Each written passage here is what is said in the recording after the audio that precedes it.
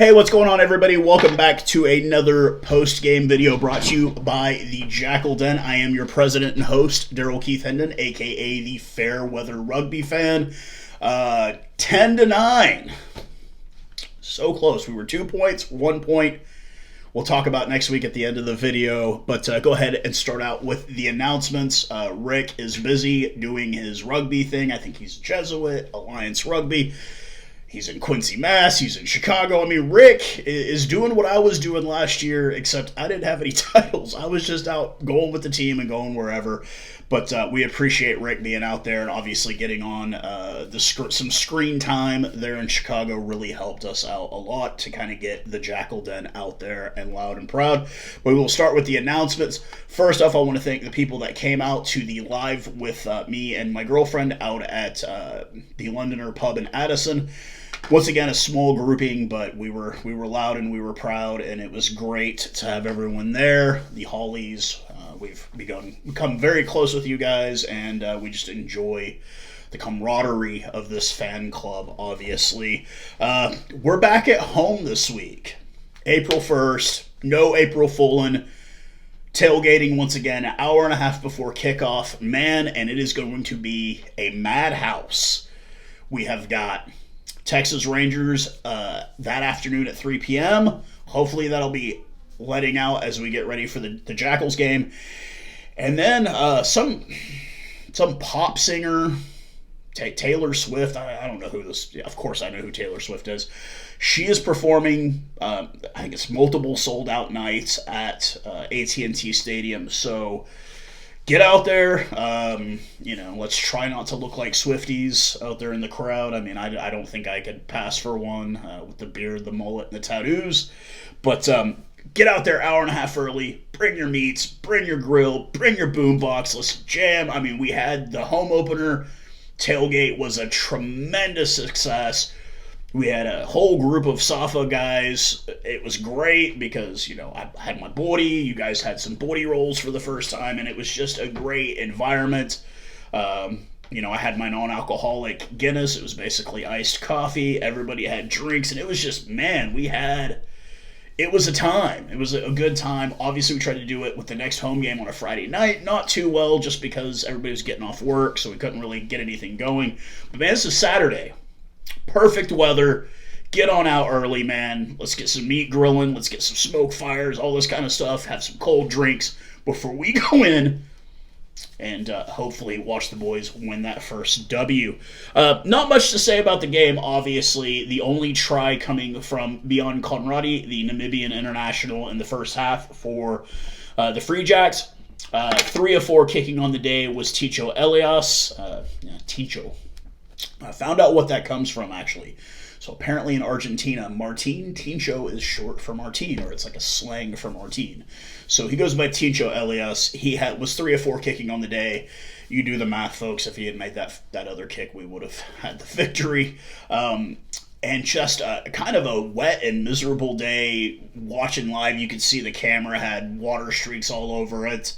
Yellow card in the first half by the Free Jacks. We were able to get 3 points during that extra man down period. And really just not a lot to say about the game. I mean, it kind of comes down to the wire. I believed it was Conrad Aurora with the knock-on, but apparently there was a penalty in the scrum that I didn't even see. And they go to a line-out, they win the line-out, they kick it out, and that's the game for them. We did get, I do believe we did get a point because it was such a close and narrow margin of victory for the Free Jacks. And the positives that come out of this is we went 80 minutes with the number 1 team in the East. Now, the downside about that is I think the top 3 teams in the West would beat the brakes off of New England. That's how tough the West is. We just ended up getting an unlucky draw this year of having a much stronger Western Conference this season. We're going to be welcoming Toronto this time next week for the first time they've come to Texas. We went up there last season in a really weird roster that we had because a couple of guys that just couldn't go. And, So my 3 stars of the game for the game, Sam Gola obviously already getting recognized by the league once again. I think he's won it 3 or 4 times now for player of the 15 of the week. Sam Gola, USA Rugby. If this guy isn't on your radar, you need to get your glasses checked. You might need to get some bifocals because Sam Gola is the real deal, and I would love to see that guy in the red, white, and blue representing his country. That guy is a proper lock. We thought he was a flanker. He's been probably the best lock in this league this season. My 2nd star goes to Revel Pitt. On the front row, the big boys really taking care of business once again like they always do. It's either going to be him or it's going to be Pablo Zeiss every week on that front row. Our front row has been taking care of business properly all year. And my 3rd star goes to the capitan of the team of the game, would be Geronimo Gomez Vara. I think he's the team's leading scorer, and another guy that's just that combo of him and Conrado on the other flanker is just it's a sight to behold. They're both crazy. Conrado with El Bigote, the mustache, so proud, and Geronimo Gomez Vara, and they're just it's crazy Argentinian guys on our team. So those would be my 3 stars of the week. Now, like I said, looking forward to next weekend, tailgate. We welcome the Arrows of Toronto, who are also in last place in that Eastern Division. They are 1 point ahead of us in the overall standings amongst the league, and I would love to get a victory. As much as it would pain me for it to be against a team from Canada, no love lost on that one for me. I would love for us to get a victory in front of the home crowd at Choctaw. I hope everyone comes out. We're loud, we're proud, and we let the boys know that we've got their back before a bye week, and then we head off to Houston.